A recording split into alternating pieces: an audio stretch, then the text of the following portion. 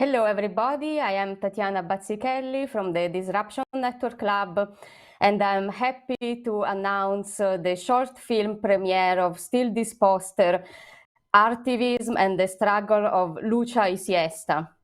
Lucha y Siesta is a historical squatted women's house in Rome in the area of Quadraro, and they have been put on action the 7th of April from the City Council of Rome. Still, this poster contributed in a great campaign to make this news global and to help the house in this struggle. So we will see in this short film premiere what Still This Poster did, and we also will hear from the practice of subvertising. That is what Still This Poster does. They are a great collective based between Rome, London, that works on the subversion of advertisement. They have also been with us before. 2 weeks ago, we did a workshop with them, and we will follow up with them and other great speakers later after this premiere for the panel Resisting Speculation, Ecological Commons, Subvertising, and Fighting Tech Domination. So we will watch now the film and see you after it in 20 minutes for this panel in which we will discuss how to fight speculation in various cities. Thank you. Steal This Poster is an online archive of artworks promoting social change. The majority of works are designed to fit billboards, bus stop panels, and other public ad spaces, yet it is not limited to such use. You are encouraged to download, remix, appropriate, and display the designs in a form or context you see fit.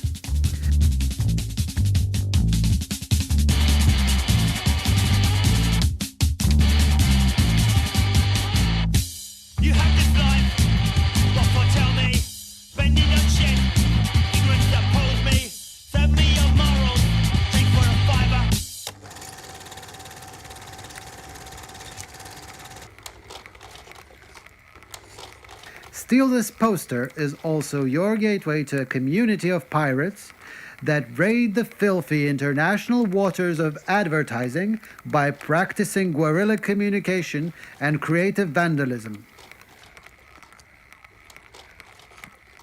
If you have a similar quest, feel free to use our posters that we provide on our website. Otherwise, drop us a line should you need any help launching your own radical campaign.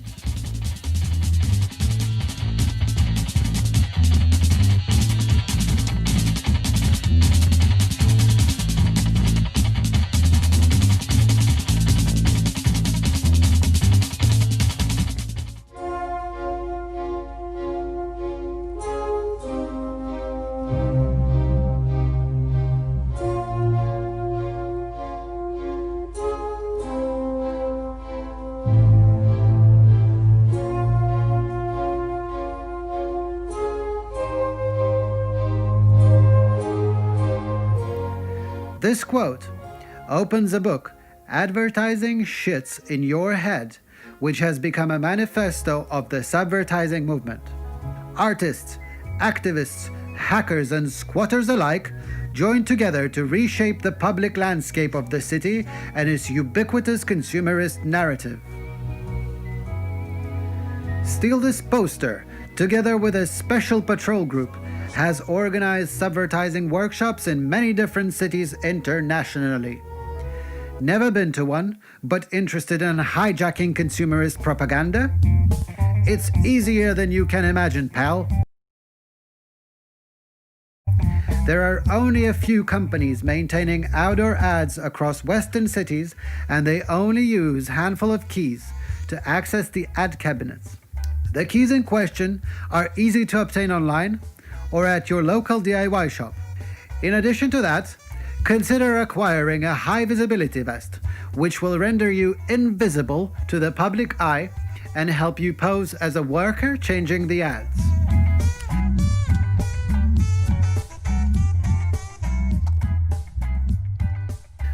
But you don't need to follow any instructions.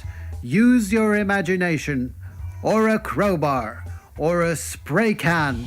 Welcome aboard!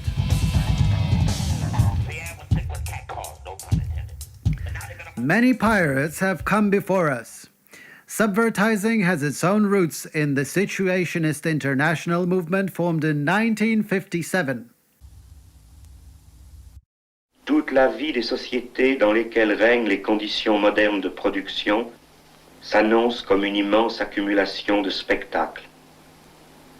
Tout ce qui était directement vécu s'est éloigné dans une représentation. This praxis was spread around the United States of America by many different groups of pranksters and culture jammers, like the Billboard Liberation Front from San Francisco in 1977, or the Canadian Adbuster Media Foundation, formed in 1989 by activist Kay Lassen. Your living room is the factory. The product being manufactured is you.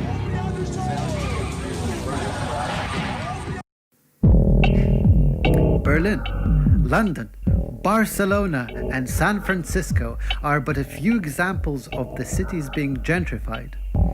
The process is not new.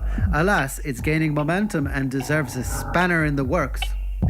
But today, thanks to the internet, subvertisers can connect globally and act locally. You might ask, are design and creativity effective as weapons against the oppressors?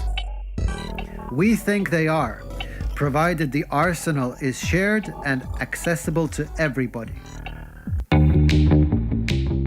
To better argue this point, we would like to offer a case study of the squatted woman shelter in Quadraro neighborhood of Roma, Lucha y Siesta. We are happy to introduce to you our beloved spokesperson, Madame Lucha. Benvenuta, Madame. Can you tell us more about Lucha y Siesta? Thank you, darling. This is Lucha y Siesta. The building you see behind me was occupied back in 2008 by a group of feminist activists, giving birth to a really unique experience. In fact, Lucha y Siesta is not just a squat or a regular social centre. The group created an anti-violence help desk and provides 15 beds as shelters for women escaping domestic violence. Now, if we take into account the fact that in the whole city of Rome, there are only 25 beds for this purpose, Lucha y Siesta is providing 60% of all the shelters that there are. Also considering that the European Convention on Preventing and Combating Violence against Women and Domestic Violence maintains that this number should be 1 for every 10,000 inhabitants. In Rome, for instance, there should be almost 300 shelters provided by the council.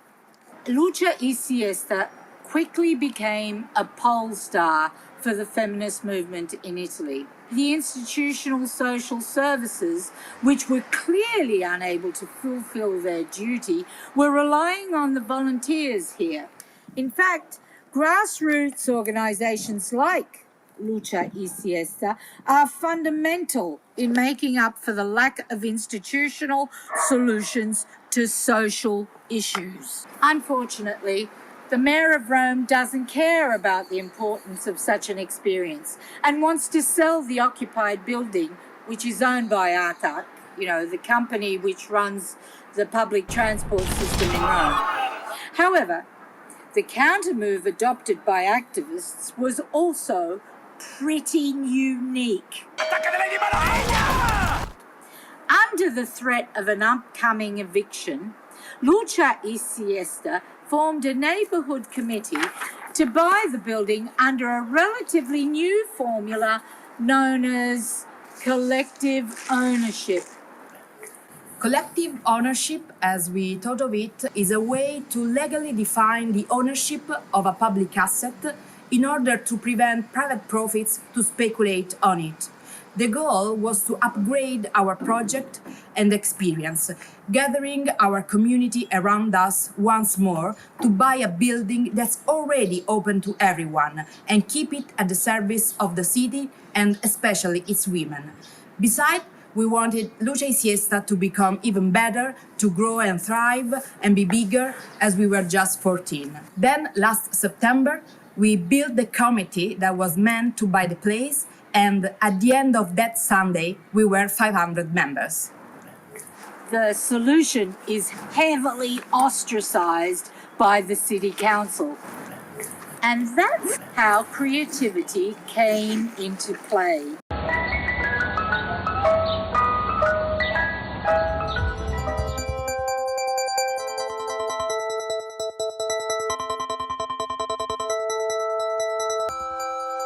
Luce y Siesta formed another committee, a small team of people meeting to find creative solutions to influence public opinion and force newspapers to take an interest.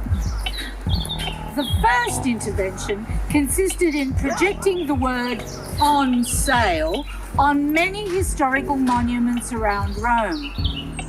This action emphasized the fact that Luce y Siesta is a collective public asset to be preserved, just like the Pantheon or any of the other ancient monuments in the city centre. The evocative pictures of Roman monuments, night lit, goes viral. A crowdfunding was started, and because of all the awareness, the mayor had to postpone the eviction date. However, as soon as the media attention subsided, about 2 months later, the council got back, threatening the committee with the shut-off of all utilities. November and December were pretty tough months for Luce y Siesta due to the daily routine of confronting the greed of the mayor and her toadies. We loaded a whole arsenal of creative ideas against the council, from organised mail bombings to sending the council offices haywire. To better spread our point of view, even through chats, we also customised WhatsApp stickers. In those months, the mask I'm wearing became a symbol of this struggle, and it was worn by protesters in local and national demonstrations. Where did this idea come from? Well, Luce y Siesta got its name from an Italian and Spanish wordplay on Lucio Sestio, which is the street where the building stands. In Italian, it sounds like the female transliteration of Lucio Sestio. The choice of a Spanish name also emphasizes the connection to a twinned woman's shelter in Mexico. In Spanish, it means fight and rest. In October, an artist from the STP crew realized this stencil and sprayed it on the walls in the Quadrado neighborhood, which is the neighborhood where we're shooting right now. Later on, an artist, Rita Petruccioli, drew this character inspired by Mexican traditional wrestling and asked her followers to redesign the character with a Draw This in Your Style challenge and to post the results with the hashtag Lucha for the City. It was a blast. In less than a month, more than 700 drawings by professional and non-professional illustrators were submitted, including the most famous signatures in Italian comics.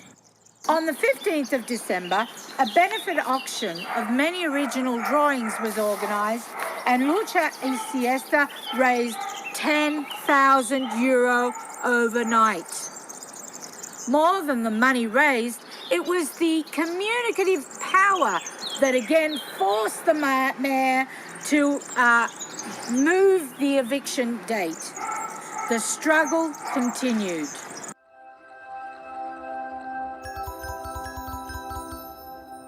Le statue parlanti sono delle antiche statue romane e la più famosa di queste statue è la statua di Pasquino, una antichissima tradizione romana che prevedeva il fatto che il popolo utilizzasse queste statue per fare delle critiche al potere. Scrivevano delle cose sotto a queste statue, quindi si diceva che Pasquino aveva parlato. L'idea qual è stata? Di prendere questa tradizione del territorio, riportarla proprio in vita in questi giorni, cioè fare in modo che fossero le statue parlanti a parlare di Luce Siesta. C'era Pasquino con la maschera da luciadora, che avevano il testo di una poesia in romanesco che appunto denunciava la situazione assurda della chiusura della Casa delle Donne Luce Siesta. Pasquino e le statue parlanti sono delle luciadoras e sono dalla parte di Luce Siesta. For Women's Day, on the 8th of March, all the drawings collected through Rita Petruccioli's challenge were pasted up on the walls around the city. Again, the result was a blast.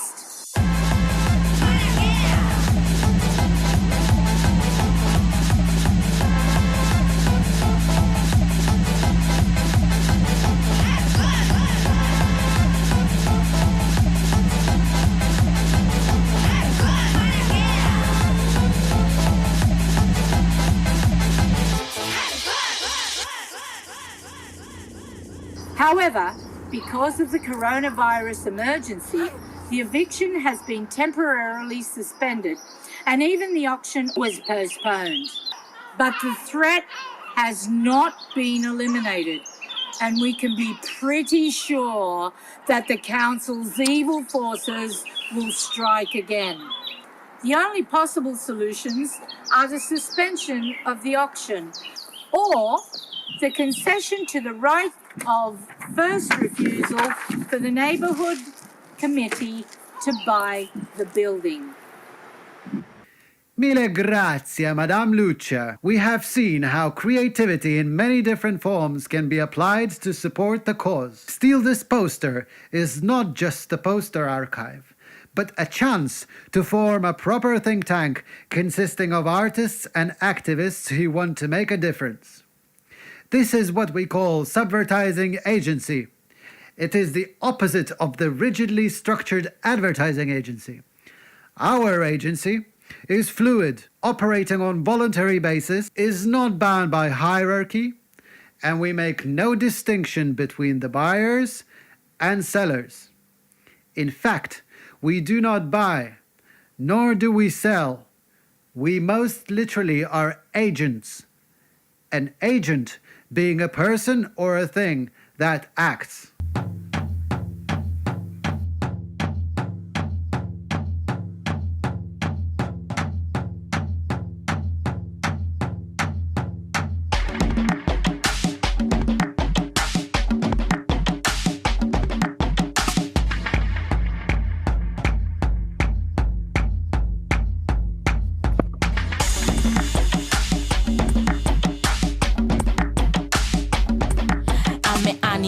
Walking through the jungle, I run like a lion, I don't need anyone. No waste of time, I go straight to the point. You don't wanna be me, but you must be me. So think twice, think twice, think twice. No compromise, no compromise, no compromise, no compromise, no compromise. Think twice, think twice. We no wanna compromise, no compromise, no compromise, no compromise, no compromise.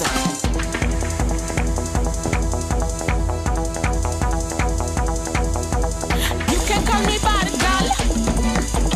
You can call me bad girl. I'm not a good girl. I'm not a good girl. I'm not a good girl. I'm not a good girl. Think twice.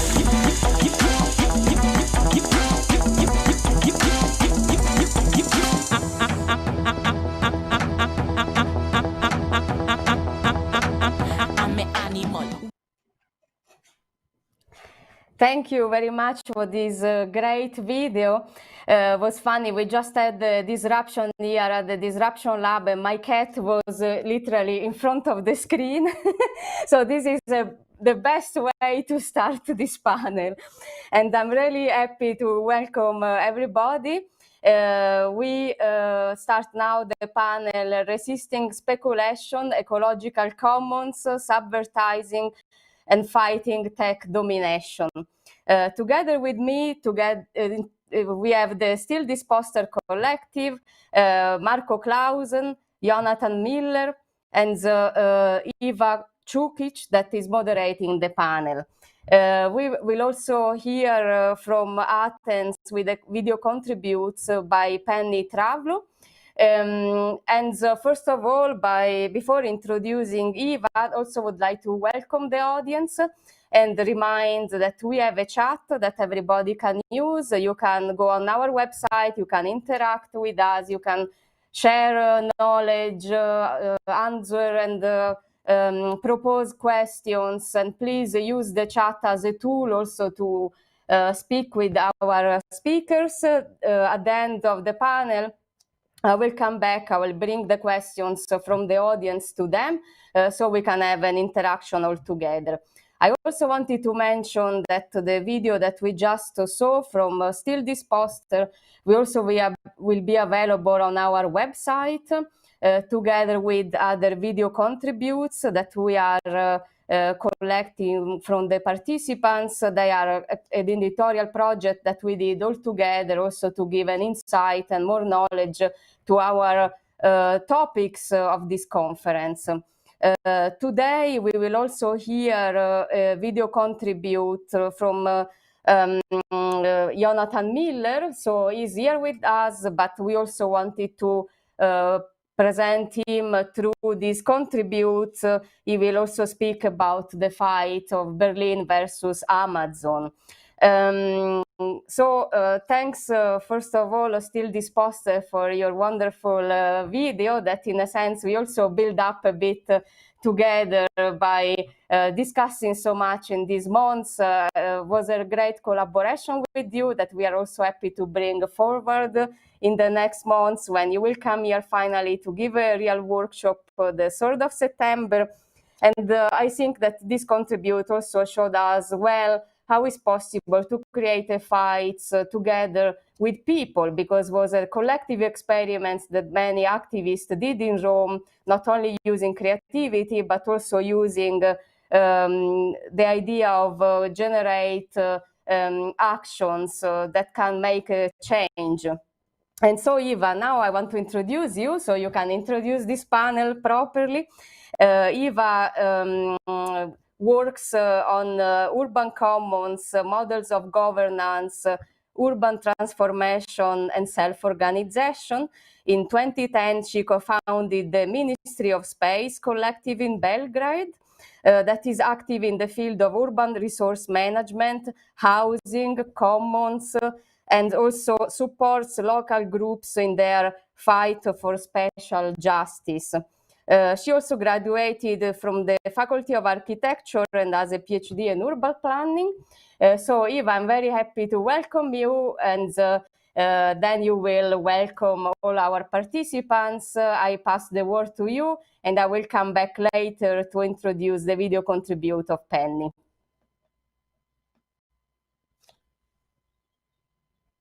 But we cannot hear you, so I think you have to put your sound on.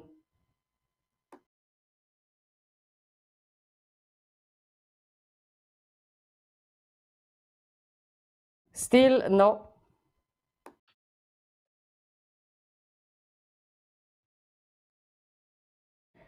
An advice, try to refresh and then we can hear you better. Now, does it work? Yes, perfect. Wow. Okay, this is something that happens now in these online events. What can I do? So thank you for the introduction, and thank you for having me here. I want to welcome everybody as well who joined us today. So I'm Eva. I'm based in Belgrade currently, and I will moderate this evening panel discussion. Hope you all enjoyed the conference so far, at least as much as I did. And before I introduce the panelists, I just want to thank the organizers for putting all this together and for doing a massive work to make it possible in current circumstances. So as we saw so far, and as we know for our personal experience, housing is a burning issue everywhere. From where I come, it became one of the central struggles. So Serbia is for the several years already is the second country in Europe where more than 60% of people are struggling with the access to decent and affordable housing. And the housing crisis affects many people in different countries as well, and not only in terms of having a shelter, but rather as a framework that includes aspects of social production and reproduction, human rights, as we heard in the panel with Leilani, labor rights, the issues of touristification of the cities, gentrification, land speculation, and so on.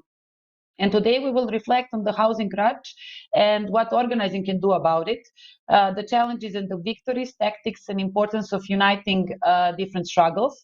I feel it's crucial to recognize that this moment offers humanity a unique opportunity to organize, resource, and uplift the work that social and political movements and different collectives are doing all over the globe in developing an array of systemic alternatives. So we face multiple crises. From climate change, migration, technological upheaval, xenophobia, rising inequality, and there is a temptation to redraw and focus inward, the attraction to walls rather than bridges, to radicalization, to gated societies, and at the same time, we never before had such an access to information and connection and possibilities to organize and mobilizing into creating change. So I think that all these attempts, and with some of them we will mention tonight, are basically our only and the best hope to steadily engage in transitions towards a just and sustainable future for all of us. So it's my real pleasure to bring in people who continually inspire many of us, me particularly. And this evening we will have Marco Clausen, co-founder of Prinzessengarten, Jonathan Miller, Tech Workers Coalition, and here on behalf of Berlin versus Amazon campaign, and still this poster, Subvertising Collective, which video we just, really amazing and powerful video we just saw. So Marco Clausen, except of being my really good friend, I had to make this personal. He is co-founder of Prinzessengarten and co-initiator of the Neighborhood Academy in Berlin. He contributes to the question of local self-organization for social and ecological justice in urban and rural areas through lectures, publications, participatory research, international exchange programs, and cooperation with artists and activists. Marco is also specifically interested in non-institutional forms of collective learning. So I will give a word to Marco to speak more about these initiatives that he is involved with. Yeah, thank you, Eva. I hope you see me all very well. The sun just comes in. It's not a professional studio around me. I want to talk a little bit about Prinzessengarten, not in itself as a community garden project, but what we learned by doing it about the real estate policy in Berlin and maybe beyond.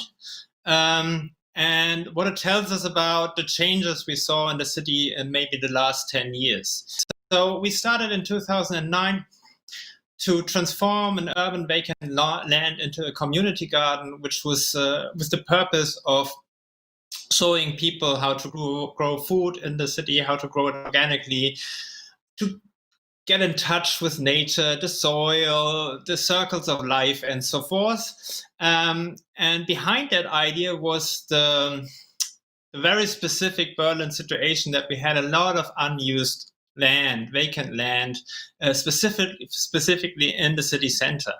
For different historical reasons, Berlin has a long story of deindustrialization. There was a wall, of course. There was still some outcomes from the Second World War, destroyed buildings, and so on. So we had a situation where there was a lot of wasteland, and we thought, wouldn't it be great to just make these community places to grow food, but also to learn and to come together? That was the basic idea. We didn't start it as a squad, but we started like as a social business. So we said, like, we create a company around what we're doing, but a non-profit company. So we make some money with gastronomy on site and other activities. And with this income, we pay for the social and educational purposes of the place. So that was the basic idea. And back in 2009 in Berlin, by now everybody talks about community garden, always references when we talk about the commons and community activation. Back then, when we talked about gardening in the city, it was most of the people laughed at us. They found it a ridiculous idea, specifically in Berlin, where we had this great club culture and alternative culture. Gardening was seen as provincial, old-fashioned, and so forth. That changed, but also what changed was the situation around the place. So when we started it as a temporary use project, which was in Berlin common thing to do because land and housing was just accessible and available. There were so many empty places in Berlin that even if you had to leave for different reasons, you would find something else next door, maybe something better. So for 20 or 30 years, this was a common strategy, from squatting to doing clubs, informal bars, galleries, and so on. So a lot of the alternative subcultural life in Berlin was based on these conditions. So when we started in 2009, I think we were the last bigger project that could benefit from the freedom of non-financialization of land in the city and not strict regulations and so forth. But also 2009 was the moment when the global financial crisis, which was basically a real estate crisis in the beginning, by all these mortgages and so forth, when this hit the Berlin market, which was already not a very developing, attractive market for investors. So in 2009, we didn't even know if the banks will survive. A lot of developers had disappeared overnight. And so there was this moment in time in early 2009 where we thought, maybe now everything will change. Almost the same like today. So there was this big crisis and nobody knew what would happen. The banks seemed to collapse. The financial system was broken. Everybody saw that this was a big fraud and so on. So that was also the moment when we had like 100 possible pieces of land for our concept on a list. And I have to say 99% of this has disappeared in the last 10 years. There's nothing left. So we are the only place that is not being built on. Why is that? So in 2009, we had this informal discussion. It's pretty hard in Germany to figure out who owns the land. So we ended up talking to the municipality, to the borough. And then I learned there's an entity in Berlin, a city-owned real estate company selling public land. I haven't, even though I'm politically interested, I haven't heard about this before. But I mean, these real estate managers, they were kind of lost in that moment. And they thought like, yeah, maybe you do some gardening, it's better than nothing. And right now, nobody knows what's going to happen. So we got this contract and we started. And a lot of people helped us to create the place, to grow food, to build a community around it. It was quite successful. And then the media started to look at it and it became a whole phenomenon of a hype around urban gardening with The Guardian, the New York Times, and then the tourists coming, of course. But interestingly, while all this happened, the situation on the real estate market completely changed. This was mentioned in several discussions before. Often we refer to gentrification of an issue of like cultural phenomenons, like the height of the foam on the coffee that you drink, or the gallery next door, or the vintage shop, and so on. And I think that's good about the conference here, that we have to actually follow the money to understand what's happening and why it is happening so fast and on that scale. So what happened after 2009 in Berlin was that all this money that was being created out of thin air to resolve the crisis, that was given to the banks to bail out them for their fraudulent speculation with mortgages, All this money came now under this undervalued Berlin real estate market, because they saw there's a gain, you can make 20-30% in speculation on real estate. And the interesting thing about Prinzessinnengarten is that it shows it's not just the global financialization that's the problem, but the collusion with a neoliberal government that is about to sell everything. So around Moritzplatz, everything was publicly owned. So often we are even accused of, being part of gentrification by making this place more attractive, by selling coffee and so forth, and attracting tourists and making the place more attractive. All of that would not change the neighborhood if the city had decided early on to keep everything around it public, the housing, but as well the commercial areas. So by now, or what happened was that the city decided already in the 90s to sell everything to the global market. So water, electricity, housing, but also real estate. And we were one of the places that became more and more attractive because it's extremely central. So Berlin had already sold 3,000 sites, often unknown to the public. And Prinzessinnengarten was the next one. And we were in this interesting situation where at the same time, the city used us for the city marketing because this is this great alternative place. And they even invited the president of the Federal Republic as an example of this great Berlin. And we managed to use this contradiction to get a lot of attention. So we had a campaign mobilizing 30,000 signatures to stop the privatization of this piece of land. But this was only possible because the borough supported us, so the local government, and there was a broader civil society discussion at that point about the privatization of land, which we started to show is such a bullshit scheme because the city pretended that they will make money to pay for the debts of the city. But actually, the money was used to bail out the banks. The land was sold when the price was the lowest and the interest rates were the highest. So basically, we ended up with the same debts, but not owning anything anymore. So we were lucky enough at that point to change the narrative at least a little bit and to show people what's going on and what it means for the city if we sell everything. We got a contract for 6 more years. Now we got another contract. There's a new generation now of gardeners for another 6 years, but it's still unclear what's going to happen. But we kept the place public and we kept it open to, let's say, a democratic decision making on what's the best for the community and not what's the best for the investors.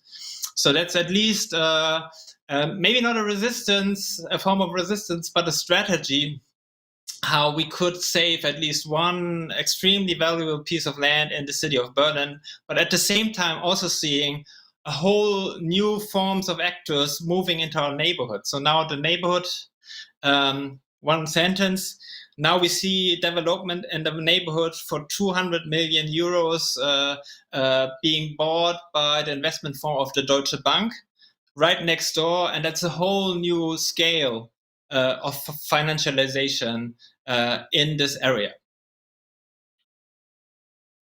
Marco, thank you. I mean, it's really, I really like the example of Prinzessinnengarten because it's truly inspiring, and also the way how it developed through years from the place of the place where you gather people to learn more about the food and the soil and how you can grow the food, to basically the place, to politicize place which tackle the issues of financialization, speculation with land, climate justice, and all these things. And also, unfortunately, it was just 10 minutes, so you couldn't reflect also on the neighborhood academy and the way how you were gathering people around different issues. Also in the video that you shared with us before this conference, you were saying a lot about wider ecosystem as how we shouldn't create niches, but we should rethink what city really is. You did mention that thanks to the great attention that you managed to gather and support from the civil society organizations, you managed to save your space. But I would like to comment, if you could comment more about the importance of connecting and uniting different struggles. especially in terms of the wider ecosystems and sites of resistance? I try to keep that short, even though it's a complex issue. So for me, the ongoing pandemic, the corona crisis, is just what we call a dress rehearsal for the crisis to come. And if we talk about mass extinction and climate catastrophe, what we will see in the nearer future, in the next 10, 20 years, the housing issue will just be one problem. And we will have to face a lot of others. But to unite the struggles and to build forms of solidarity, we have to understand that the mechanisms that are destroying the planet, that are destroying habitats, so evicting other humans, but also other plants and animals, that is the same mechanisms. Just one example, the farming around Berlin has seen an increase in prices in land that makes it impossible to do any form of sustainable farming. So they are prone also by international speculation, or also German speculation, to do extremely harmful industrial agriculture with a lot of pesticides, because this is seen as being very productive. But it actually destroys the environment, and it shows it is creating also the same monocultures that were mentioned, that are created in the cities by speculation and financialization. So I think it's extremely important that we grow together the social and ecological fights, because as cities we're taking so much land away from other people to feed our endless hunger for food and materials and energy. So we are the ones evicting the forest and the people in Brazil. We are complicit with Bolsonaro destroying the rainforest, if we want or not. So we have to completely reorganize the way we think a city should work. But I think the housing movement shows us very important lessons in we cannot do this as a leftist niche project. We have to get a lot of people on board for this kind of transformation. And we have to find narratives that shows it is about all of us, and it is about forms of solidarity, and it's also about a better form of life, where we don't do all these bullshit jobs to create growth, to destroy the planet, but where we maybe work less and take more care of the community, of our gardens and forests. So that would be the positive vision. But we have to fight a lot now in the aftermath of the pandemic to create, let's say, a momentum for social ecological change. I would like to see that change, and I would immediately join that movement, and can't wait to see that starting. And as you said, these giant actors are basically eating. You mentioned the Deutsche Bank, but there is also the Amazon and Google that was in Berlin very active for many years. So we will now move to Jonathan and his presentation, a video presentation about the urban resistance and Amazon trying to kind of change the landscape in different cities in the world. Jonathan Miller, he is an activist turned technologist from New York. He moved to Berlin in 2015, and he is involved with social movements in the streets and the tweets. He is a software developer and co-founder of the Berlin Tech Workers Coalition. When he is not busy organizing, he likes to collect maps and coin memes. He is active within Berlin versus Amazon, a coalition of activists, local initiatives, tech workers, and artists who want to mobilize against Amazon and so-called Amazon Tower in Berlin. So let's see the video contribution, and then we will go back to Jonathan and discuss a bit what we saw. Hey everyone, I hope all of you are staying safe and healthy during these strange times of Corona. My name is Jonathan Miller. I am based here in Berlin. I'm originally from New York City. I'm an organizer with the Berlin Tech Workers Coalition and a campaign we co-founded, Berlin versus Amazon. The title of my presentation today is Urban Forms of Resistance Against Amazon. And I just want to preface before, due to limited time, I'm going to be focusing on housing and gentrification and city-based forms of resistance. That said, the angle that I'm approaching this topic of Amazon and tech is as a technologist myself and a labor organizer. So I will try to keep this presentation as short as possible so that during the questions and answers, if you have any questions about the climate strikes, the fulfillment centers, labor organizing, I'd be really happy to answer any of those questions. The structure of this talk is we're going to go over 3 topics. 1, what is Amazon? And this is not such a trivial question. 2, why is Amazon harmful? It's really important to remind ourselves. And 3, I'm going to look at 3 different case studies, 3 different cities, Seattle, Berlin, and New York. So I don't want to contribute to the kind of cult of ideologues, but it's almost impossible to talk about Amazon without talking about their founder, Jeff Bezos. Amazon is a $1 trillion company, and their CEO, Jeff Bezos, he's himself alone is worth over $100 billion. Jeff Bezos was born in Bellevue, Washington, the state of Washington, and Amazon was founded, so-called, in a garage in 1994 in Bellevue, Washington. Later, they relocated to Seattle, where their present-day headquarters is. So when people are talking about Amazon, the first image that comes up in most people's minds is it's an online store, a place where you can buy books such as The Big Four. It's a great book, I recommend. Toilet paper during times of Corona, but also electronics, hardware devices. So in short, something like an online store or an e-commerce platform. Amazon has these retail locations, what they call fulfillment centers, where they physically store the goods that go to different people. In total, Amazon has something about 200 fulfillment centers around the world. And I'm going to just show you in the next slide. This is a map from the Good Jobs nonprofit report about Amazon. And what this is looking at, I'm sorry for the image quality, but what it's looking at is where are the fulfillment centers located, and also data distribution centers, picking sites. What they're looking at is the location of these. And what they realize is most of these locations are very close by to strategic spots like highways, airports.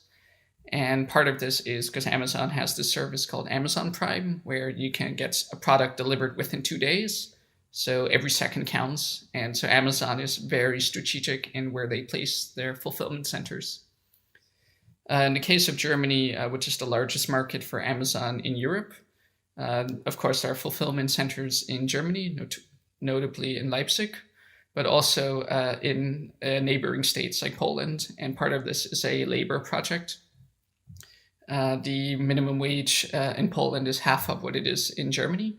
And so while people living in Poland cannot order from Amazon, they can get a job at Amazon to provide for the market in Germany.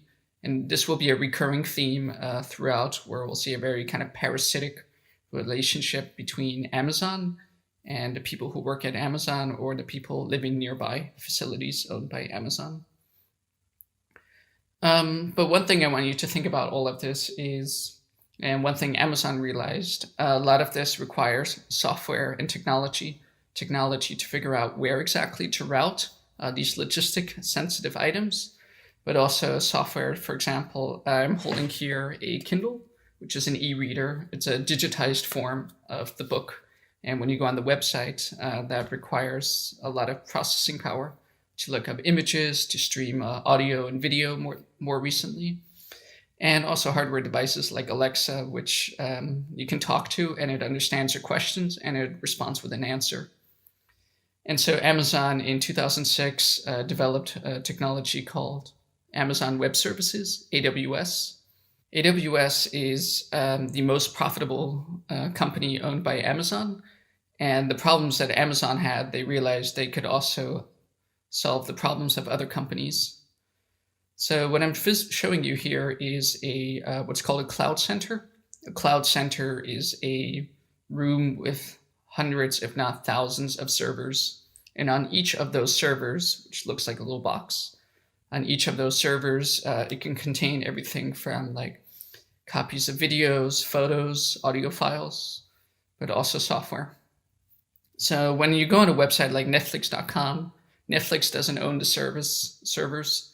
They outsource it to Amazon. And so even during times of Corona, when many more people are staying at home and many people are logging online, Amazon is providing that service to Netflix. Other common products that you use that rely on Amazon's AWS include Tinder, so if you're swiping left and right, but also government contractors. The US military, CIA, the German military, many of them are customers of Amazon's cloud computing.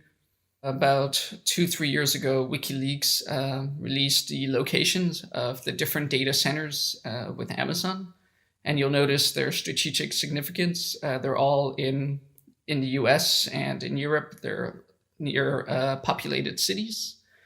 And it might be hard to see from the image, but in each of the states or countries, it's not just 1 or 2 data centers, but multiple. So Amazon has a fault tolerant strategy.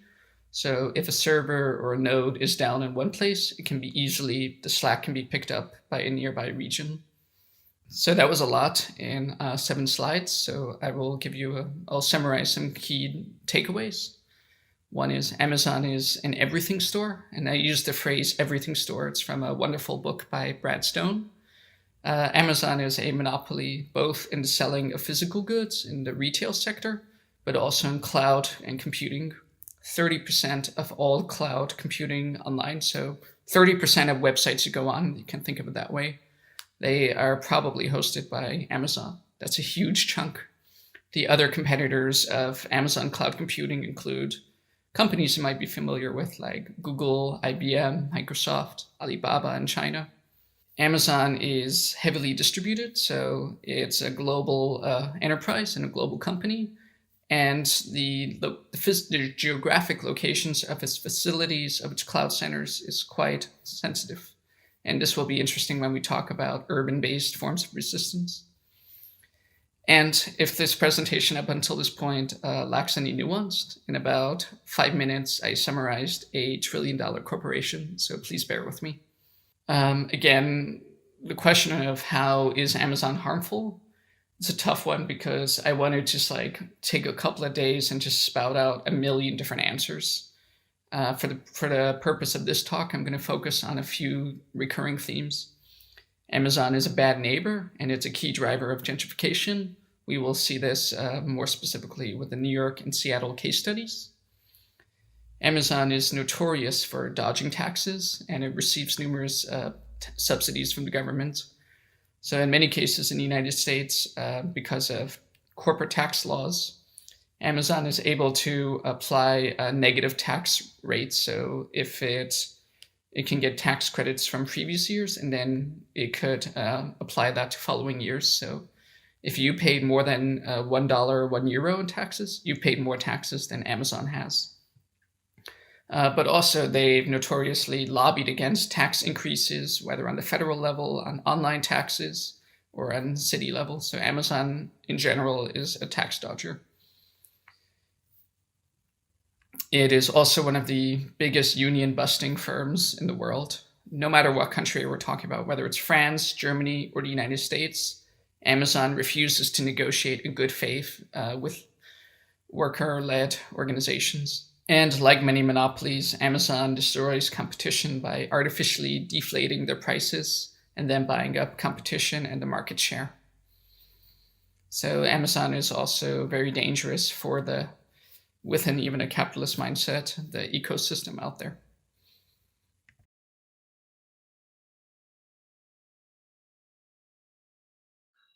Thank you, Jonathan, for super comprehensive presentation. Explaining the harmful effects of this $3 billion giant company. As you said, they are everywhere and they choose their destinations very strategically. They also pose different kind of conditions to the local and state governments, and not only dodging the taxes, but also kind of asking for the personal data about the citizens of different cities. And governments are basically pushed to do these kind of requests. I would like to hear from you. Do you think that is Amazon unstoppable?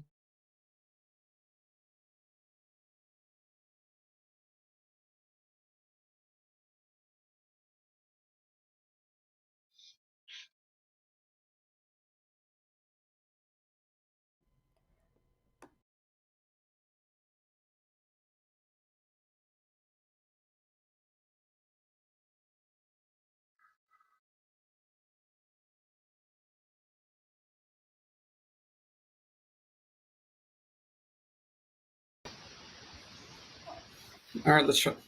Okay, now it works. If there are some technical glitches.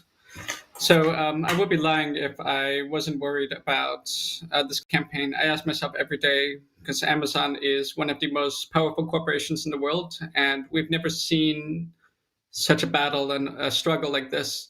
At the same time, I think there are many reasons to be optimistic. During the corona epidemic, we're seeing how reliant a society we are on Amazon. We're also seeing many people who are uprising like they haven't before. And I think after this corona epidemic passes through, many cities will be reflecting on the relations with Amazon. Thank you. You were mentioning the resistance and 3 different cities in your presentation. Are they connected initiatives? And if so, how do other cities get involved? So in short, yes, these 3 cities are quite interconnected. I selected them in particular because these are 3 cities that are dominated by so-called progressive legislatures: Seattle, Berlin, and New York. You can't get more progressive than that. And at the same time, you're seeing so many of these city Amazon relations where they're subservient to Amazon and they're willing to bend backwards in order to get Amazon in the city. And if it doesn't work in those cities, where can it work? We have, of course, more conservative places like in Northern Virginia, where Amazon is building its military federal facilities. But in these 3 cities, we're also seeing movements that have sprung out, as well as new leadership in the city councils. So in the cases of New York and Seattle, we've seen Kshama Sawant, who's the first socialist alternative city councilwoman, and also Ocasio in New York. And I think that is the future in the United States. Here in Germany, it's an interesting situation because you already are dominated by leftist politics, and starting point, the goalpost is quite different. Amazon is not being offered any kinds of subsidies or any other kind of privatized favors the way they are in the States. That said, right now, the Berlin Senate is raising its hands and saying, there's nothing we can do about this. This is a private transaction between 2 powerful entities, and I think we can expect better of them. Thank you. Thank you, Jonathan. We will continue later the discussion about it. Now, I would like to introduce an amazing group called Still This Poster. So we saw their movie about guerrilla communication and creative vandalism as powerful means against and to hijack kind of consumerist propaganda and against the speculation and different kind of giants, as we saw in the previous 2 presentations. So Still This Poster is a group of visual artists whose work is mainly focused on subvertising. With their designs, they contributed to the creation of an online archive of political posters free of copyrights called stillthisposter.org, and you should check it. It's really amazing collection, which was recently presented at the Museum of Contemporary Art Macro in Rome. The aim of the archive is to become a network for designers that offer their works to radical political groups. With Special Patrol Group, a collective of subvertisers from London, they took part in several subvertising workshops in many different cities. So Still This Poster, the floor is yours. Hello, can you hear me? Can you hear me? Yeah? Okay, Yes. so good evening, everybody, and thanks for having us. We are the Italian section of stillthisposter.org, and we are now connecting from Rome, even though our project has its birth in the squatting scene of London. In fact, our group is now divided between Italy and United Kingdom. It's 3 of us in the room, including one of our webmaster. We have 1 mic. I will do a quick recap, and then I'll pass the mic to my comrades if you have any questions. So to start, I will try to introduce our work focusing on different aspects from what we previously said in the video. And in order to do it, I will argue 3 main reasons of this project and inspirations guidelines. The first one is maybe the most evident, consists in the complete refusal of the concept of copyrights. In fact, if we agree with the famous first rule of communication by McLuhan, the medium is the message, we can read the whole praxis of subvertising as a way to questioning what is an intellectual property. So for us, this is both a philosophical and political statement, and we have different opinions, of course, but we all agree that it's absolutely unacceptable that certain forms, shapes, combination of colors and of letters are forbidden to be reproduced. It is unacceptable that there are signs standing in front of our eyes without asking for any permissions, and still we cannot consider them as part of our culture. Of course, it's kind of obvious why we can consider them as cultural values, because they are logos of multinationals, and if they would be, let's say, culturalized, they would be automatically and inevitably reinvented by a collective minds. They will become just like folks' masks, and this would be dangerous for the profit of such corporates, because it will be the people owning them and not the CEO or the investors. But let's question this idea for a moment. How does the market value a brand? So I will make an example. For instance, Nike, the Nike value is equivalent to the sum of all the shoes, t-shirts, product, and factories that Nike's own? And the answer is no, because it is way more than that. It is the image that Nike's create, the so-called brand identity, that makes a certain company more valuable than another. But how does the market value that? And here the petty bourgeois common sense finds some new difficulties. It certainly depends on its investment in advertising. It will answer this common sense, but this investment is translated as the visibility that a certain logo gets. So the more a logo is visible, the more it's valuable. But there is a kind of nonsense is this market logic, in my opinion. So to quote, for example, the sociologist Henry Jenkins, if something doesn't spread, it means that it's dead, which means that an image that does not get viral has no value. If like only few people see an image, then it's like no one sees it. So from one hand, copyrights have to protect the interest of the capital, and certainly not the musician, filmmakers, or designers, let's say authors of a certain content. But in order to do it, copyrights declare illegal to reproduce an image in all the circumstances that are not regulated by its owners. So on the other hand, it is restricting the spreadability, to use the word of Jenkins, of a protected content, but this limiting its values, because the value of a brand identity is determined by its visibility. So the capital should encourage its spreadability, and so it does, but it also has to control it. And this decreases its visibility in its value. Like in conclusion to this first point, still this poster is an experiment to highlight this illogical weakness aspect of the market. It is a research on spreadability to challenge the logic of the copyright. And I'm calling it an experiment because even if we aim to change the ads industry, we all know that this industry is already changing by itself, and certainly not because of the action of the subvertisers, but because nowadays our corporation like Google and Facebook, the biggest advertising agency, and they mostly works on another sphere, not in the public space of our streets. However, this is another point, and maybe we don't open now this Pandora box, but certainly we have a big interest in putting our criticism in this creepy evolution. So here is like another good reason to put one feet online with an anti-copyright website.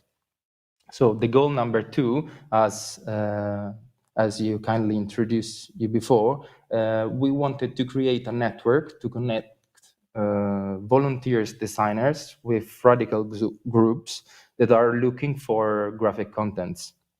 So we aim to build some bridges between different experience of the same struggle, because we know that confronting gentrification in Berlin or Rome or London, we have different experience, but after all, we are facing same kind of structures. How this came up? Basically, the artists and designers that are featured in our archive in the past years were working as volunteer for many radical groups around London. So there are, for example, Michel Tilitsky and Matt Borner that were doing design for groups such as Extinction Rebellion, Black Lives Matter, and anti-fracking campaigns, or Illustre Feccia, Hogger, and Double Y were in the right to housing movement, squatting in Southeast London, and so they realized designs for anti-raid networks, housing action, Sadek Lambert, and many other collectives. So with this website, we thought to facilitate this kind of connection even abroad. The third goal is a legal protection, because it happens in the past that some of our agents were arrested because they were considered the authors of a subversive poster. In those cases, the arrests happened few days after the action, and the accusal was related to the content of the image, not simply flying postering. So to upload a certain design in free download before an illegal campaign allows to protect the authors. As to say, it is not the author of a certain design that made an action, but someone else, and vice versa. It is not the person who did the action that is spreading a copyrighted image, because the source was somewhere else online. To synthesize this aspect, the law declared that is the medium that firstly spread without permission a copyrighted image, the responsible of the violation, and not a third part that is just reusing it. So these three are generally speaking, our three theoretical line of our project. But we also see in the video focused on the experience of Luce Siesta, how poster design is just one aspect of how creativity can be used in activism. Michel Tilitsky, for example, apart from designing posters, is also working with her group of street theater, using praxis theorized by Augusto Boal, such as theater of the oppressed and theater of the invisible, to denounce and to challenge the power. And we see some of these examples even in the previous video. For example, there was, just to make another example, there was recently in London a really beautiful campaign that also involved Double Y, organized in support and with a collective of sex workers. And the campaign was called We Walk Among You. And it was denouncing the hypocrisy of society towards sex workers, asking for the decriminalization of their work. It consists in an action of subvertising inside the carriages of the underground, and it was featuring choristers and stripteasers. So in conclusion, we see still this poster as a starting point to form a proper think tank, working together to find creative solution against a common oppressor. And it was also the consequence of realizing how the advertising industry was changing that took us to build this archive. We are really interested in the experience of Berlin versus Amazon, for example, and we supposed to take part this year in the hack meeting, which is a national hack meeting happening in Rome this year, but now we don't know exactly when it's going to happen. And we are thinking together with the hack meeting collective about a manifesto to criticize data tracking, because this is what we believe to be the future of, or maybe even the present of the propaganda. So this was my my intervention. I don't know if there are some Thank you very questions, much. or I can pass Thank the you mic very to much my for your. Yes, I mean, it was amazing and it's really super inspiring. And I like how you structure your presentation. I also think that the video we saw says a lot about your work. I was interested, I mean, how are you choosing with who you work with, how people get to you, and how you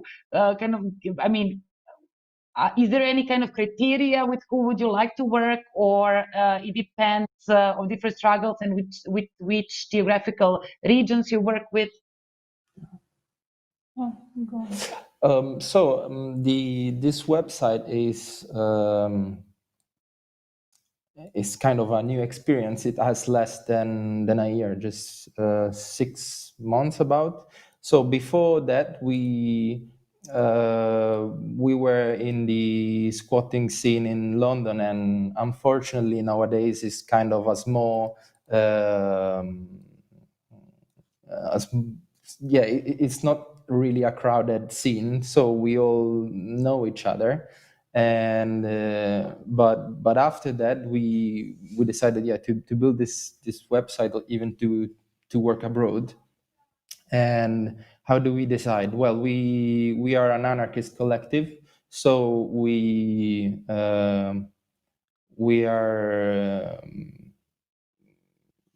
anti-racist, anti-sexist, and anti-fascist, and anti-capitalist. So if we receive suggestion to cooperate on this basis, is really like that we can find some starting point to discuss together. Yeah. Thank you. And I find it fascinating using humor to mobilize people. That was something that we were doing a lot in Belgrade, especially with the Don't Let Belgrade Drown movement, which was fighting the privatization of river bank in Belgrade. And we used the yellow duck as a symbol of it, like the one that you use for a tub. So even if you don't kind of create it, it exists everywhere. And suddenly something so naive becomes a symbol of resistance. And I noticed that when I was looking at your video for the first time and your posters and campaigns, I was like, yeah, that's something that totally reminds me of what we were doing. So thank you for your presentation. I think we should open the floor also for you to ask the questions to each other. I think you were inspired by each other talks and presentations. So Marco, I see that you're kind of into asking the questions, or I'm reading your face expression wrongly.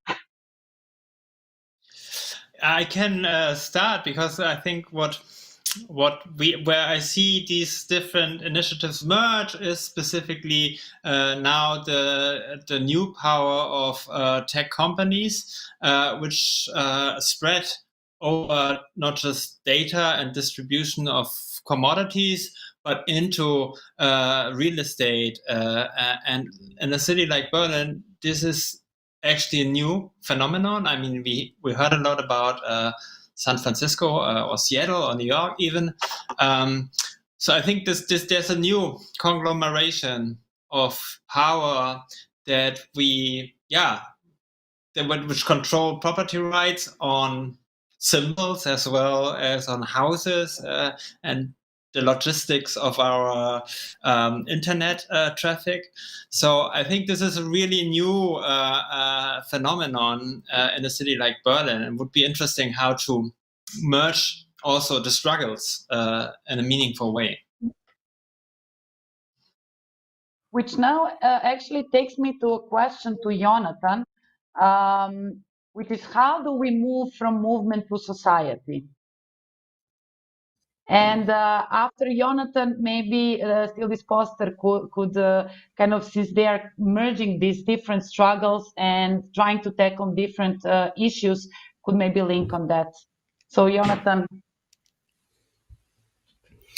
One thing we need to be very clear on is Amazon provides value, and it might not be popular to think about this in activist circles, but Amazon provides value, and as long as they're the only player in town that is able to provide that, we're not going to be able to move forward. And this is, I think, where society can step in. Right now, the alternatives to Amazon look like other mini Amazons, IBM, Microsoft, Alibaba. And I think in the European Union in particular, we have a unique possibility with legislation like GDPR and also values like data sovereignty. I think we have the possibility to make our own alternatives to Amazon. One project I'm excited by in particular is Gaia, which is a project by European Union and the German government to make a cloud offering. The problem right now is it's not looking at it from a value base, but from a more commercial competitor. And so I think there's still a lot of room for improvement there. Thank you. Still this poster, can you link to this maybe from the perspective of the impact that you generated through your work? Come again? Sorry, we didn't really hear you.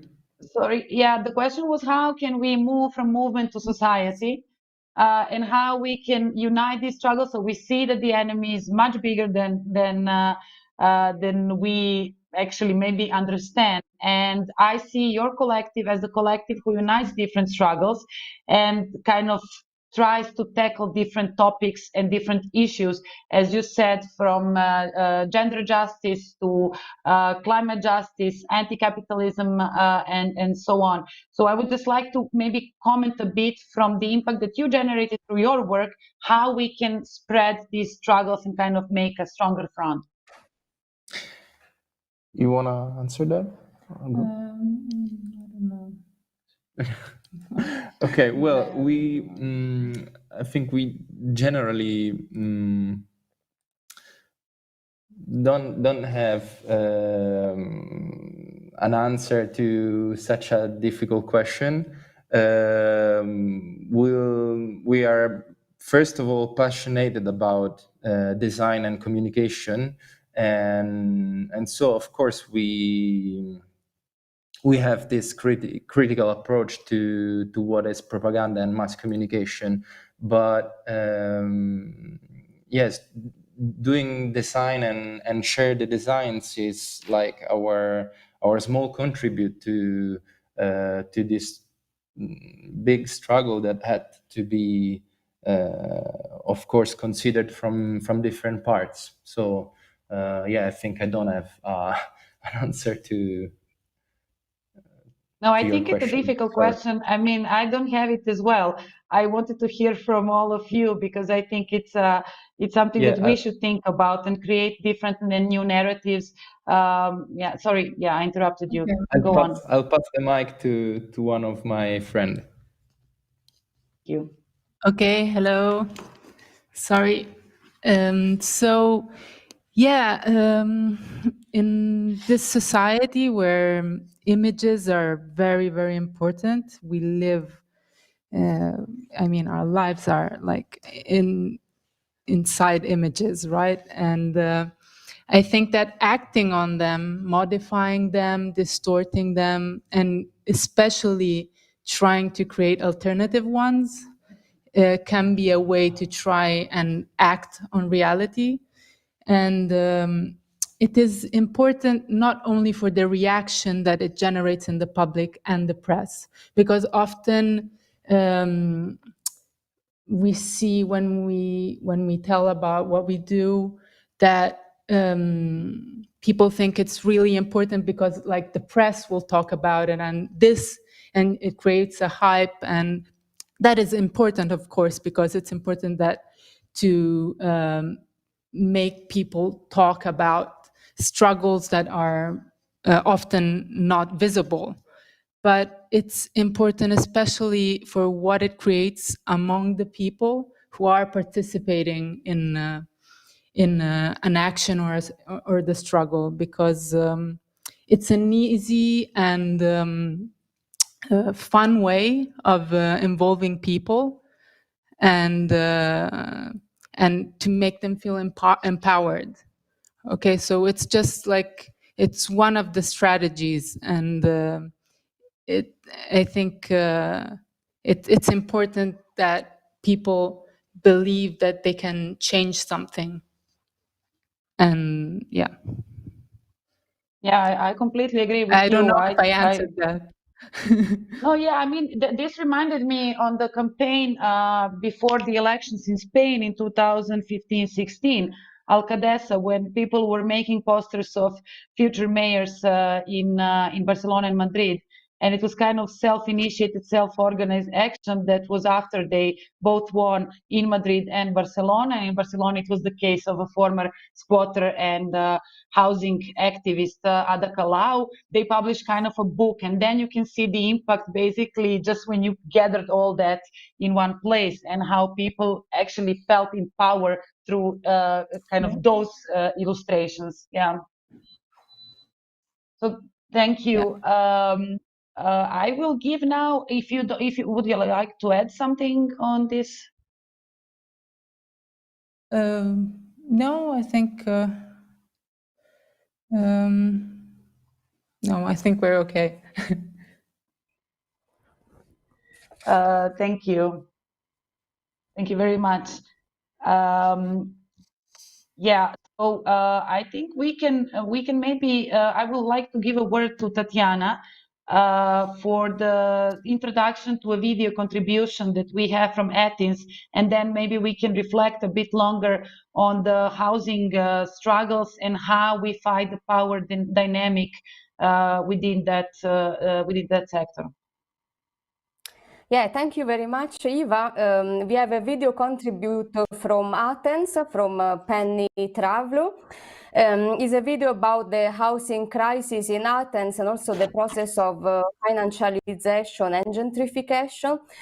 She will speak about how her local activist group, AARG, that is Action Against Regeneration and Gentrification, is trying to fight that. And is trying to fight both eviction and also financial speculation, and also fights for the rights of housing of the refugees. And Penny is part of the group AARG, but also the co-director of the Feminist Autonomous Center for Research in Athens. So we thought that was important also to hear from her, since here we're speaking about different city perspectives. And she recorded a video contribute for us that we can show now is 7 minutes. And after that, we will come back for a collective discussion, and I will also read the question from the public. So please, in between, the people that are following the chat, ask questions, because then we can bring to the speakers. So now we leave the floor to Penny. Hello everyone, my name is Penny Travlou. I'm a geographer and urban theorist based in the University of Edinburgh in UK.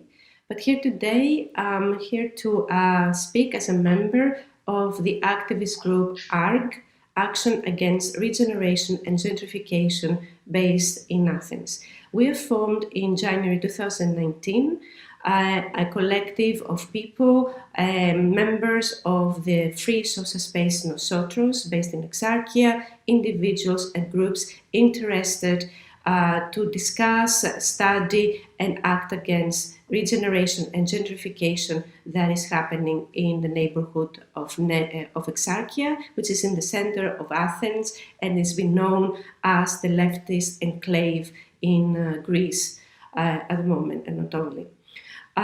So what we have experienced so far is that since the crisis, things have gone really badly in relation to housing. On the one hand, in the first phase of the crisis, we have a decrease of the property value in around 30%, and we have as well stagnation or a decrease in the rent price. This was until 2015, where with the former government, the leftist, the radical left government of Syriza, we've seen a change on this scene. This is due to the crisis being almost like promoted by foreign media, trying to attract foreign tourists to come to Greece, to Athens, in particular for short breaks.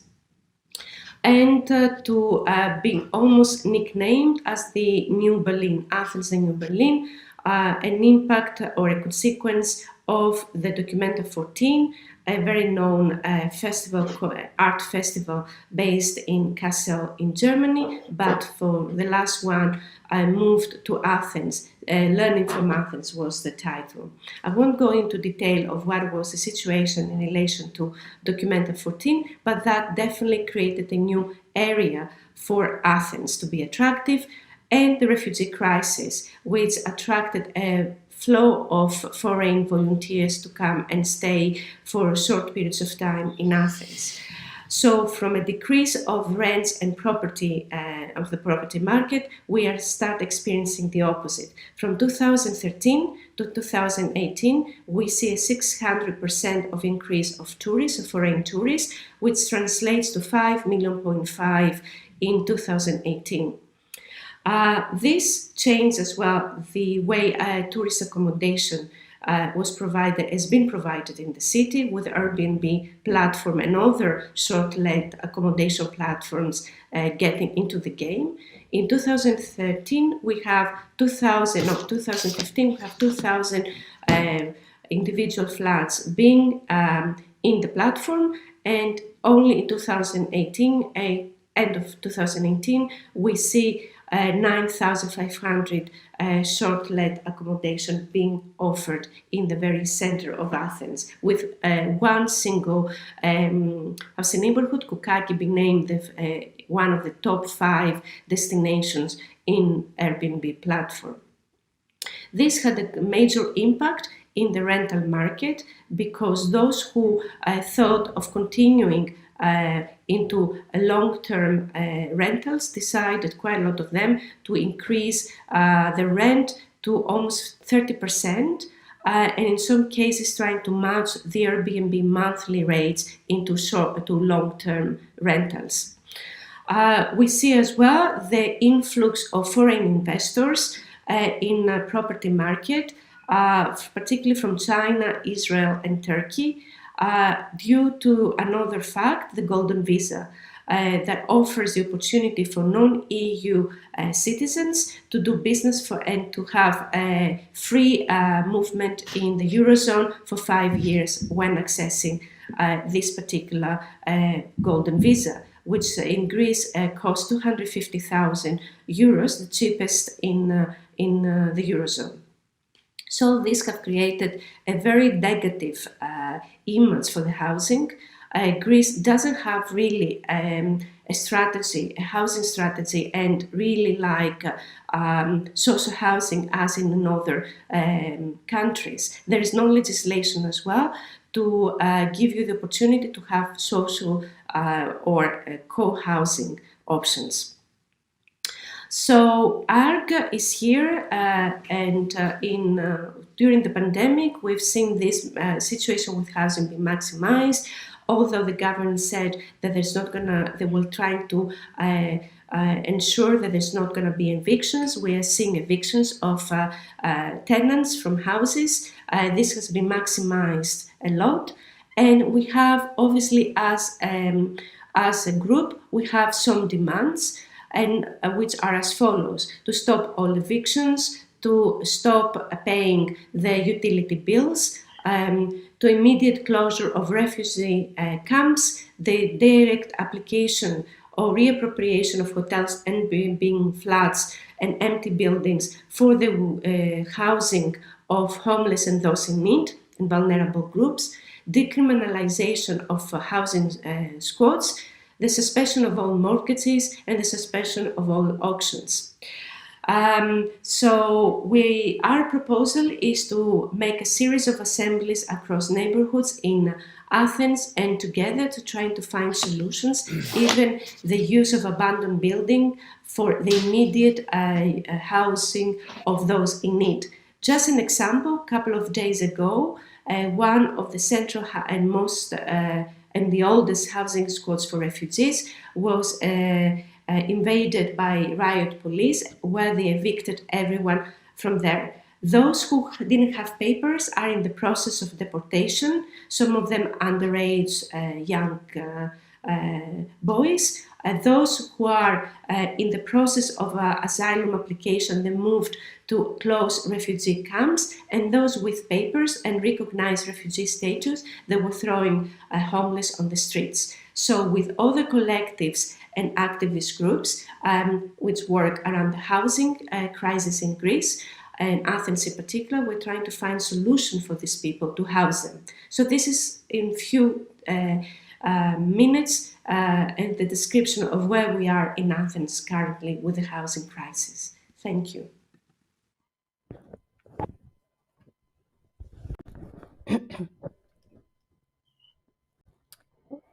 Great. So I come back with a question from the public. There are some of them, so I read them all to you, and then maybe we can repeat them if they become too much. So the first was for Still This Poster. Have you developed any new action recently related to the coronavirus outbreak? Then there was another that's more of a comment, but people would like to learn things from other places like San Francisco, where the web tech urbanism has led to a really unprecedented gentrification. And then there was another question for Jonathan to know a bit more about the situation in New York and how they were able to fight their Amazon, and also how the fight was successful there, and also tell a bit more about the fight against Google here in Berlin and how that was successful. And for Still This Poster, also people wanted to know more about the current situation of Lucia y Siesta, how did the action go, and how is the situation at the moment for the action that they are experiencing, and the result of your own intervention.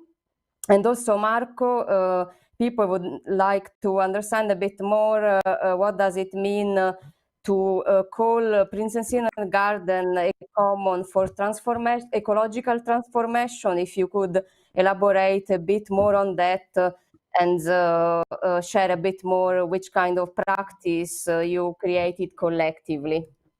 Do you remember them? So we start with from the first that was Still This Poster. Have you developed any action recently related to the coronavirus outbreak?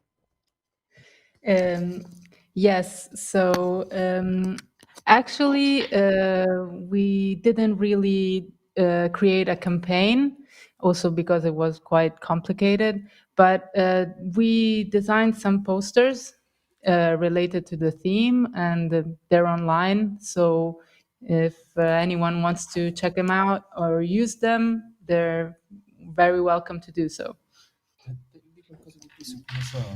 And so more generally, for legal reason, still this poster do not claim the subvertising action. We use another name, which is Special Patrol Group, which is a fluid, I will say, a fluid group of people that is doing the street intervention. And the posters that my comrade mentioned before, I'll check the headline. We're talking about the rhetoric that was used in England, and they appeared in London.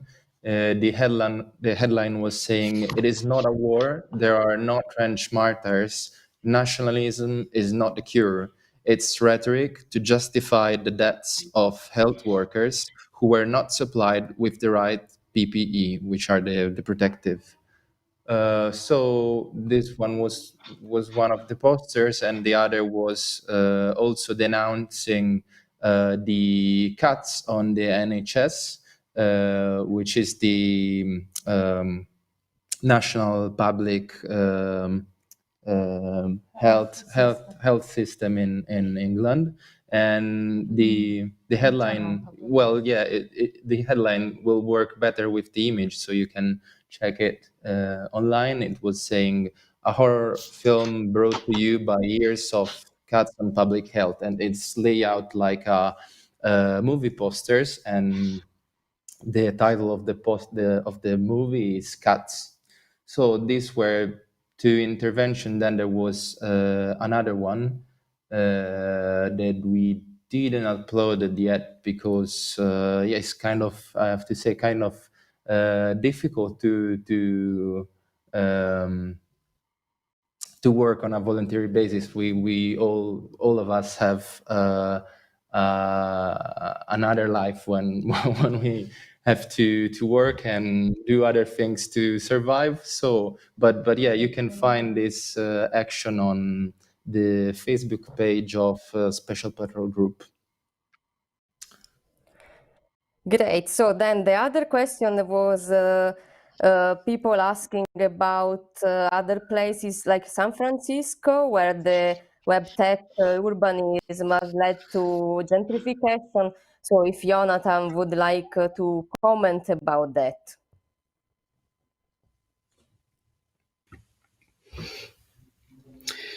So the situation, or some background context, in November 2018, New York residents found out from Amazon that they were planning on opening up what they called HQ2, their second headquarters, with the promise of 25,000 jobs, as well as in exchange billions of dollars in subsidies for Amazon. And then fast forward February 14th, which is incidentally Valentine's Day in 2019, Amazon announced they were pulling out from HQ2 in New York. And so you had this 3-month period where there was this open question, can we beat this very powerful corporation? And ensure the people of New York did. That said, I think what's quite interesting is Amazon is still in New York, and they are still bringing jobs, but without any of the tax subsidies and any of the lucrative deals that they were initially trying to negotiate for. So now Amazon is planning on bringing 2,000 new jobs to New York, high-paying software jobs. This sounds familiar. This is quite similar to what's happening in Berlin. And so it's quite interesting that the victory case, the victory scenario in New York is kind of the existential threats that we're having in Berlin. And part of it is I think they are different cities and have very different contexts. But when we look to the different cities for sources of inspiration, we also need to see where those cities are at. And so I think we need to have these victories, but we also need to be cautious. In the case of the Google campus, it was also another highly symbolic victory. You had this case where Google campus, which was going to be a tech incubator space in Kreuzberg, I think the location was quite symbolic. It is the heart of the anti-gentrification movement. All that said, I think one positive outcome in the Berlin case is we're now seeing an anti-gentrification movement that sees itself not just as a housing movement, but also a tech urbanist movement. And so I think that laid out the groundwork for what a anti-gentrification movement can look like against other tech companies, whether it's Amazon or Zalando, Achilles, and all the others. Thank you. Then there was one for Marco about the idea of the commons related to Prinzessinnengarten, especially a common as ecological transformation. If you could explain a bit more this concept and what does it mean and which practice you applied on this. I will try to avoid a little bit the concept of commons, but because it's in itself can mean a lot of things. I will try to, I think Prinzessinnengarten, first of all, is only one of 200 community gardens in Berlin. So it's a quite decentral grassroots practice of transforming urban land into something that is not planned to be part of a city. And what it's doing is these places are showing what people can, how they can co-create the urban environment in a way that is not for profit, in a way that is not bound to specific plannings and functions. So they are so, I think they give people an idea what a good life in the city could look like on a micro level. they come with all sorts of contradictions when it comes to gentrification, making the money to run them, and so on. Temporary uses, highly, always under pressure. But that's what they're doing. I think the same as when we're talking about the politics of the pictures is they're changing the narrative. The commons is becoming a buzzword because I don't believe in urban commons as long as we don't talk about property rights and new forms of properties like community land trusts that actually allow us to build up new forms. But I think what's in Prozessegarten becomes visible is only, you understand it when you see what's happening if there wouldn't be a garden. Because every other unused land in Berlin was filled with concrete, pretending to be a house, but basically is an asset to extract money from the people working in the city. That's what's going to happen. So these kind of anti-commons, these kinds of extraction models are taking over the city. And Prozessegarten becomes this kind of small place within this ocean, which is not actually contributing to social ecological change in a material, physical way in terms of producing food, but it's changing the picture. The real change is necessary on a completely different level. I mean, we're talking about a planetary level, we're talking about food production on a planetary level, we're talking about CO2 reduction on a planetary level. But the good thing about this is people get access to a vision and a practice that is showing a possible path. And that's what it does, I think, in the best case. Thank you. Then to go on, there was the question for still this poster. People wanted to know about the situation of Lucha y Siesta at the moment. How did the action go on? And also, how is then the situation related to the fight against the municipality? Against the what? The municipality? The municipality, like the Roman... Yeah. So... The situation with Lucha y Siesta, we don't know really, because there was the auction. It was 2 days ago, 3 days ago, the 27th, and it's called the public auction, but actually only investors are allowed to get in. So we and the dates, likely the results are not public yet. So we don't know how it went this first auction, but it's a praxis normally in Italy that the first day of auction normally goes how to say unsold. Yes, it's a praxis because then the price of the good decrease of the 25%. So we believe that, as we didn't have any information, we believe that this first day of auction was ended in this way. And then there should be a second day of auction with the new price of the building. And we also don't know when this is going to happen. It can be in 2 weeks or in 1 year. So it's a really tense situation now. It was... Yeah, I have to say that, for instance, there were seven or eight women in Lucha y Siesta before the coronavirus emergency, but as the mayor thought to the Evicted building, and of course because of all the awareness, was impossible for the council to evict the place with 7 women in it. So they first relocated those women. But then when there was the coronavirus emergency, it was also the council itself that it couldn't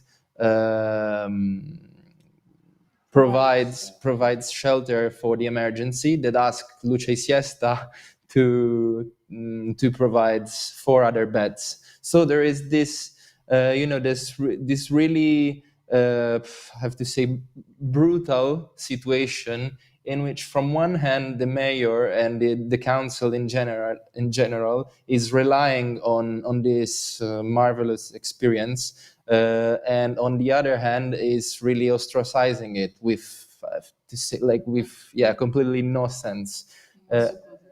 And of course, from the video that we showed before, we only took in consideration a really small part of this experience involving creativity. But the experience of Luce y Siesta is way bigger than that, and is made of the anti-violence help desks and a lot of activity that it runs in the neighborhood for years. So I don't know if this answers the question enough. Thanks. And in between also there is another question that came that I found interesting because opens also the discussion to everybody. And people ask what narrative could help to connect these different fights that are complex already on its own, but also interlinked: land, rent extraction, copyrights, privacy, exploitation. How can we manage to escape our disciplinary boundaries and amplify these struggles? And I think this question is interesting because we have been showing through your practice many different point of views, also through the video of Penny, for example, that maybe if we want, we can comment. So I find it interesting to understand how we can manage to, create this interlink among practices. And also this is an occasion for you to comment on each other. And also, Eva, you can follow up with them on this discussion.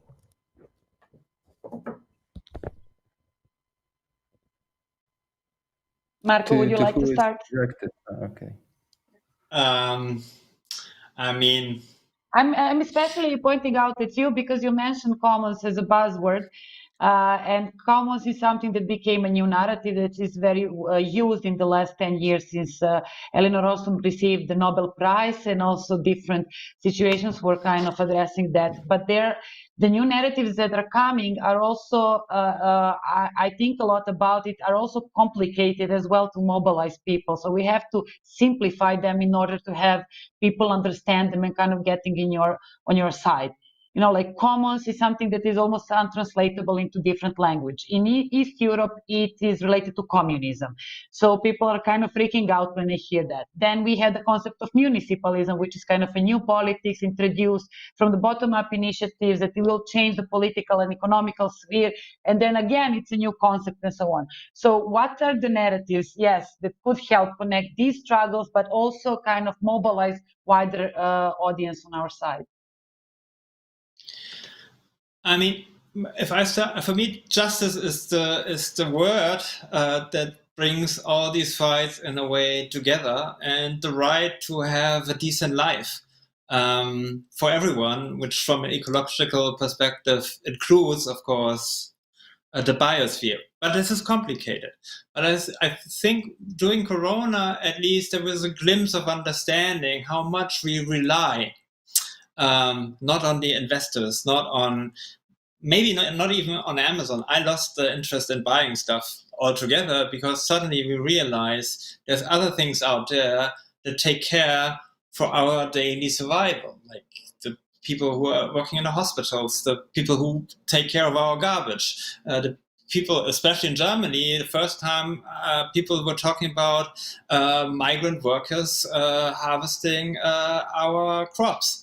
And I saw, and there can be a backlash, of course, a broader discussion or sensitivity of what is reproducing our basic life, and what do we need for a basic life. And it's not the job where we make a lot of money, it's people who take care of our kids. It's a home that is safe. It's a neighborhood where we help each other. And my hope, of course, is that this thin threads of solidarity will be a starting point to deal in another way with the crisis than the last time, which made everything worse.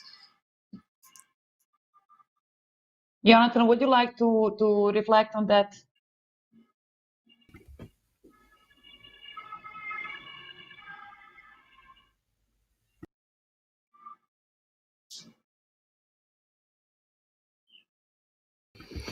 So I think Amazon is a really interesting case because I think it is one of the most intersectional companies. No matter what field you're looking at, Amazon is involved. If you look at the media, Jeff Bezos owns the Washington Post. If you look at labor and retail, that's an obvious case. I think what the challenge is when we're talking to there's two parts. One, when we're talking to different audiences, they don't realize how intersectional Amazon is. So most people, when they think of the Amazon tower, they're thinking about the retail facilities. They're not thinking about the tower as Amazon Web Services and a surveillance mechanism. And similarly, in neighboring regions like in Tübingen, Amazon is primarily funding AI research in universities. So we need to make these movements much more aware of what the other offerings are of Amazon. At the same time, I think it's not just the awareness, but also figuring out what are the contradictions. So two examples that come to mind is the environmental movement and the labor movement. Many times the environmental movement wants to rescind on certain housing projects or construction projects.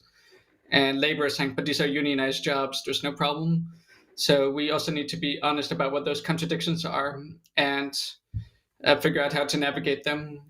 In the case of the Berlin versus Amazon, the most obvious one is there's two camps, people who want to improve conditions, say, for workers at Amazon, and the people who want to abolish Amazon entirely. And I think for the long haul, there's much more overlap, much more commonality than there are differences. Thank you. I would like to hear also from Still Disposter, and also expand this question. If you could, from your perspective and work that you're doing, can you kind of see the ways we can also fight, especially now with when the social pressure of movements is lost due to the lack of the ability to gather and to organize in person? So what you see. Can you just like can you see the connection between your work and new ways of expression and kind of mobilizing people and narratives that can come after this pandemic situation? Okay, so about intersectionality and how to unite all the struggles.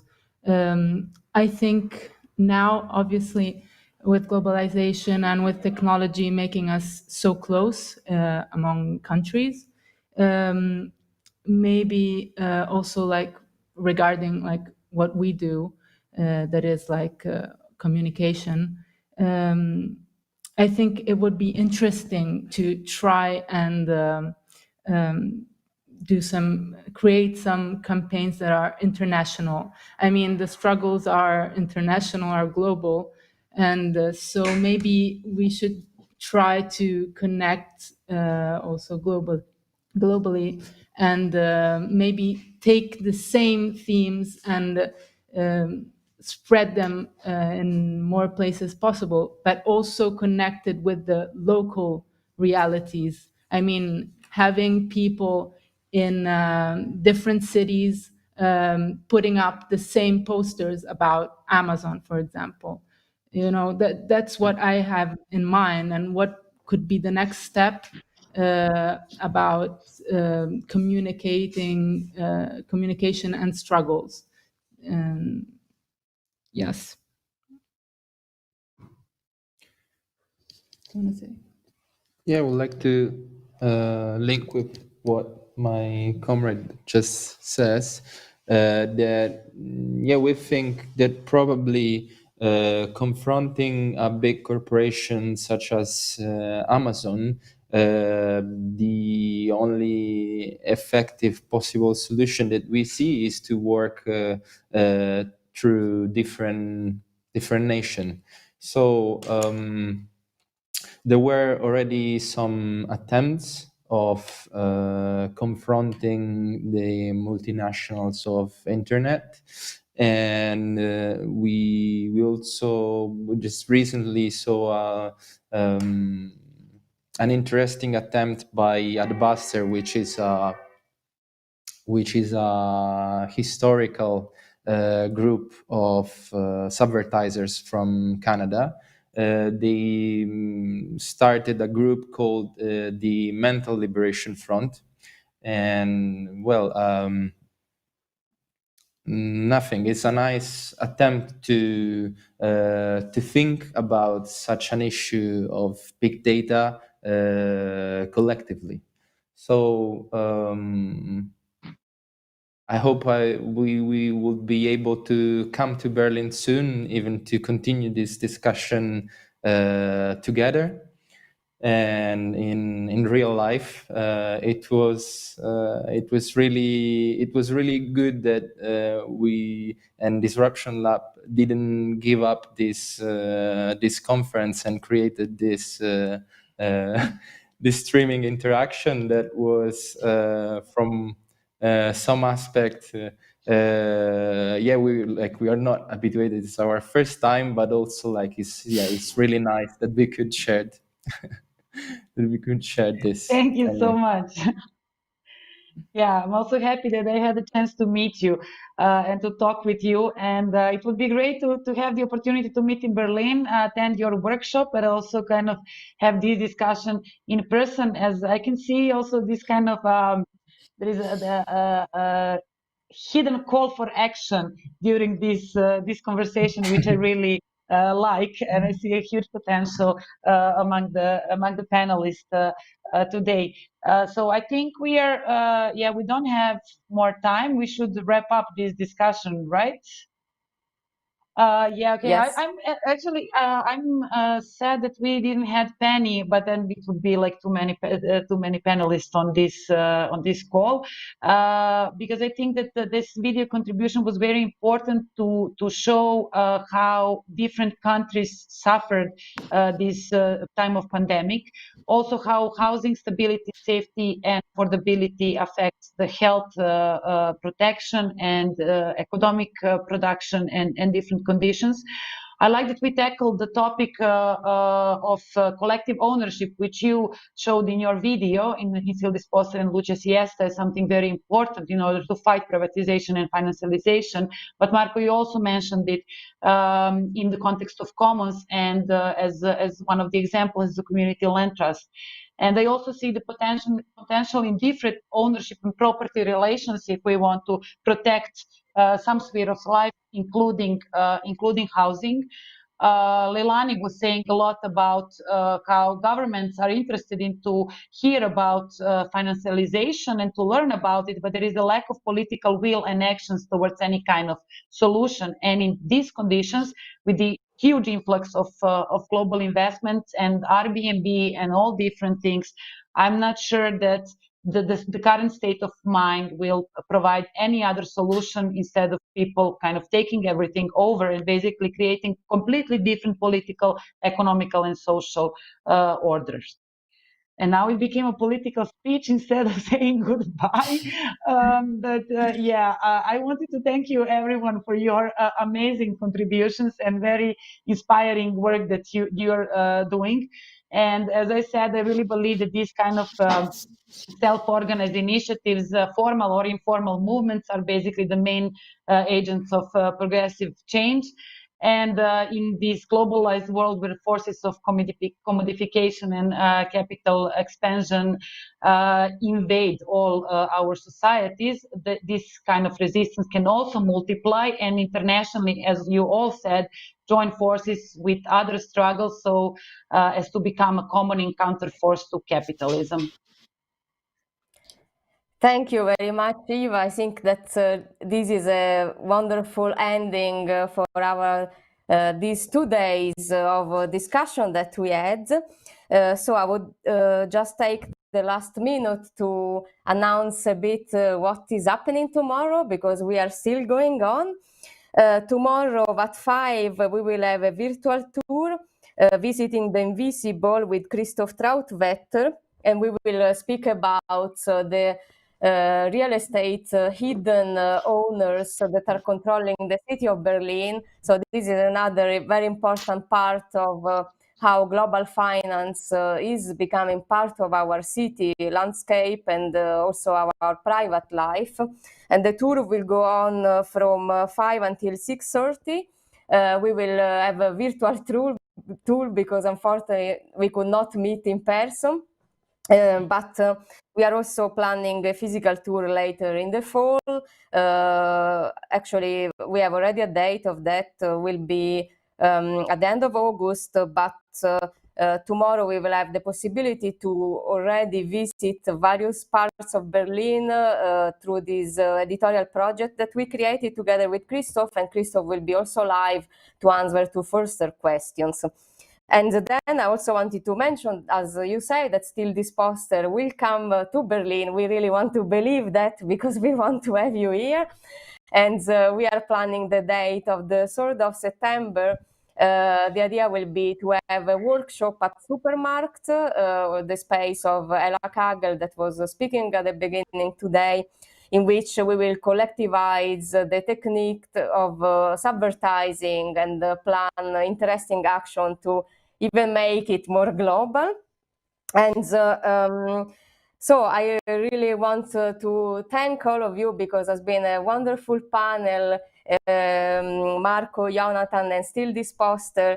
And also I really want to thank the team of the Disruption Lab that have been working for these 2 long days, and we have still 1 day to go, but we are almost there. So I want to mention them. First of all, Lieke Plucher, that is the co-director with me. Then Elena Velianowska and Nada Baker that are working on the production. Jonas Frankki on the graphic. Steph Lenk on the communication. Ranav Adhikari on the streaming. And Francesco Mancori has been also with us, helping us with this great light that you see around us. And I also want to remember that the videos of these 2 days, plus also the video contributes of all the speakers, including also the great short film of Still This Poster, will be available through our website on the URL disruptionlab.org/eviction-videos. And we will also write a report of this 2 and 3 days, thanks to the work of Lauren De Carli, that is also helping us with that, is also listening here. So I hope I mentioned them all. So of course, we should also thank our video team that have been working so much for doing these great video contributes that we had. And yes, this is the end of the 2nd day, and really thank to all of you. It was a wonderful panel, and the fight will go on. Yeah, thank you.